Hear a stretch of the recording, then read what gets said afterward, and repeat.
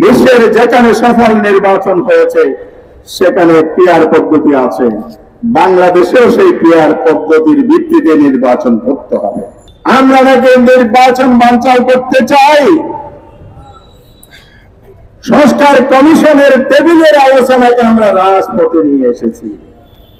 আমরা স্পষ্ট বলতে চাই, জনগণের আকাঙ্ক্ষা সংস্কার বাস্তবায়নের জন্যই সংস্কার কমিশন যাতে সঠিকভাবে নিরপেক্ষভাবে কাজ করতে পারে তার জন্য আমরা জনগণের কাছে গেছি, আন্দোলনের কর্মসূচি দিয়েছি। এটা সংস্কারের বাধা নয়, এটা সংস্কারকে পরিপূর্ণতা দেওয়ার জন্য কর্মসূচি আমরা দিয়েছি।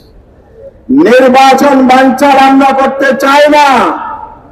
যারা জুলাই চেতনাকে স্বীকার না করে সংস্কারে বাধা প্রদান করতে চায় তারাই প্রকৃতপক্ষে নির্বাচন বানচাল করতে চায়। পিয়ার পদ্ধতির কথা আপনারা শুনেছেন। পিয়ার পদ্ধতি ওনারা মানেন না, সংস্কারও মানেন না, আইনি ভিত্তি ওনারা চান না। তাহলে আপনি ফেব্রুয়ারির নির্বাচনটা কিসের ভিত্তিতে করবেন? সেই শেখ হাসিনা আমেরিকা নির্বাচন দিনের ভোট রাখে, বিনা প্রতিদ্বন্দ্বিতায় 14 সালে 153 জন সরকার গঠনের আগে নির্বাচিত। 24 সালে দামি আমি তুমি দামি সে নির্বাচন জনগণের পক্ষ থেকে স্পষ্ট বলতে চায়, জুলাই বিপ্লবের মধ্য দিয়ে সেই অপশাসনের কবর রচিত হয়েছে। ফ্যাসিবাদ বাংলাদেশে কাজ হয়েছে।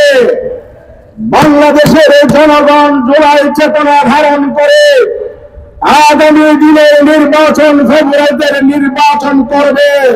দিনের পর রাতে করা কেন্দ্র দখল করে দলের ভোট ছিনতাই করে মস্তানি করে কারো টাকার প্রলাপ করিয়ে জনগণের নির্বাচন করবেন।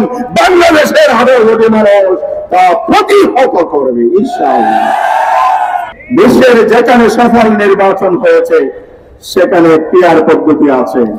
বাংলাদেশেও সেই পিয়ার পদ্ধতির ভিত্তিতে নির্বাচন করতে হবে।